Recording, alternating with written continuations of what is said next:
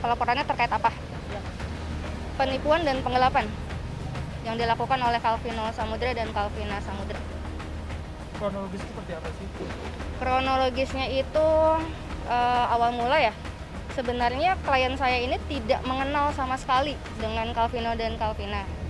Namun kerabatnya klien saya ini, Haris Maulana Akbar, itu mengenalkan lah terhadap dua orang ini dan mengatakan bahwa ini orang yang kompeten untuk mengurus suatu bisnis.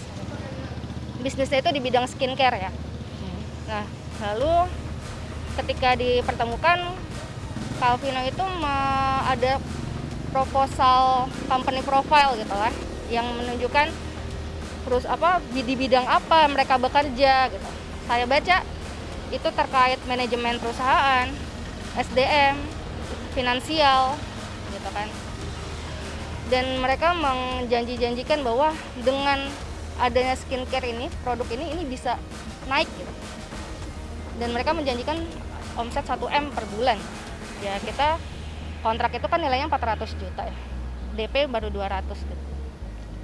Kita mikir ya kita keluar uang 400 juta tapi omset besar ya kenapa enggak gitu kan. Apalagi yang mengenalkan juga bukan orang sembarangan kan. Dengan perawakannya Vino itu kan dia terlihat meyakinkan.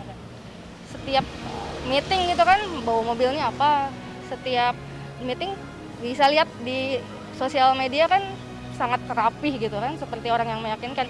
Dan di proposalnya itu juga dia menunjukkan beberapa sertifikat yang sudah di-achieve gitu. Cuma ketika pelaksanaan pekerjaan ya jauh dari kata profesional gitu. Ketika sudah ditransfer Januari itu dia udah menghilang, tidak ada pertanggungjawaban sama sekali. Saya bilang nih jadi gimana, mau mengulur waktu sampai kontrak berakhir? Saya bilang kalau misalnya memang tidak terlaksana seperti ini ya perpanjang lah jangka waktu pekerjaannya. Tidak mau, kalau tidak sanggup ya kembalikanlah uangnya. Tidak bisa. Jadi mau seperti apa ya, kita minta keadilan aja. Komunikasi lagi di tahun berapa? Kontraknya itu ditandatangani 12 Oktober 2020.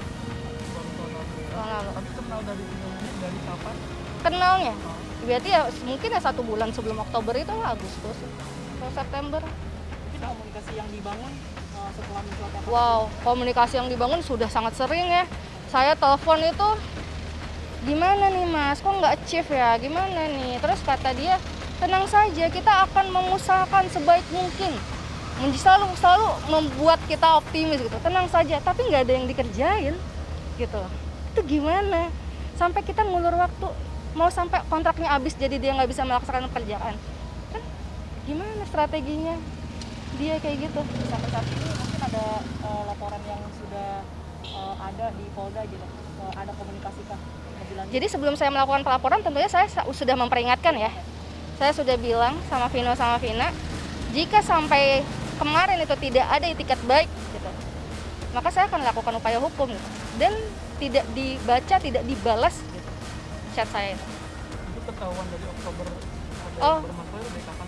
Oktober kan awal Januari sih, saya sih sebenarnya udah ngerasa ya, karena kan kita follow-followan juga di Instagram ya.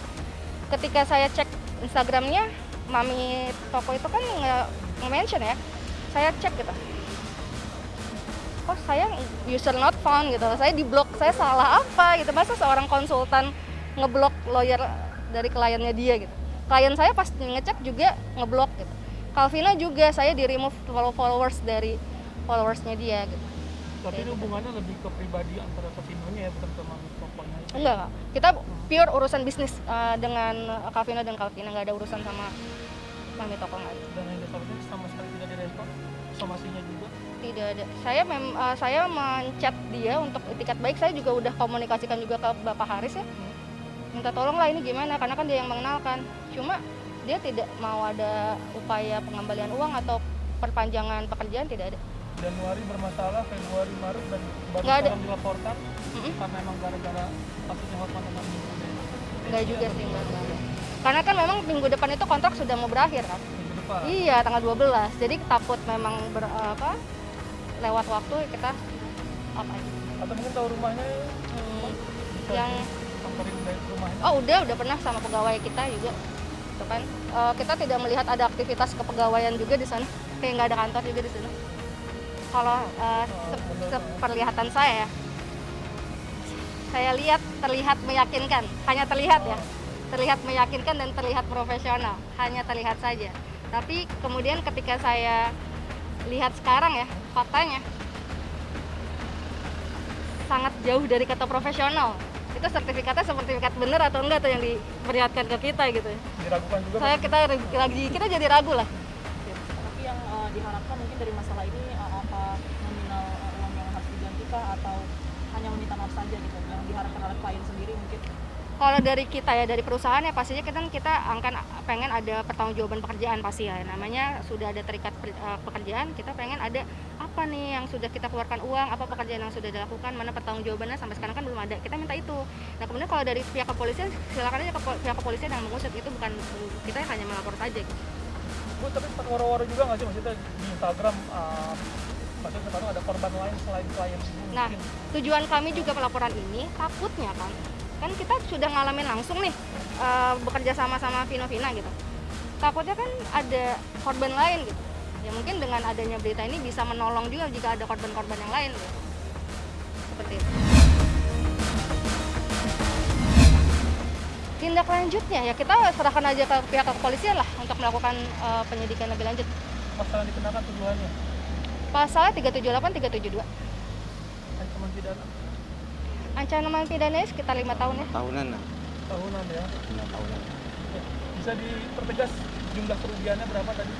Jadi biaya kerugiannya itu adalah 200 juta itu DP, 50 juta itu dia ada kesalahan pencetakan box terkait skincare tersebut.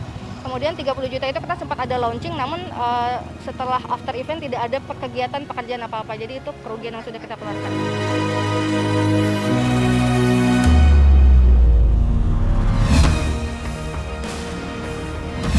Berarti Bapak sebagai petugas ya Pak ya? Dengan Bapak siapa Pak? Saya Agus. Oke.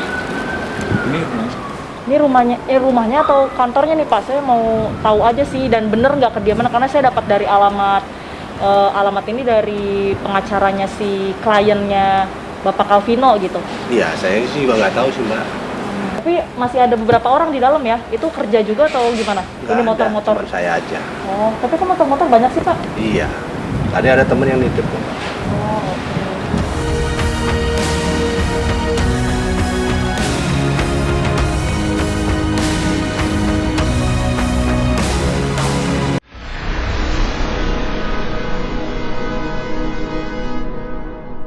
Jadi jangan lupa untuk subscribe Cumi Cumi.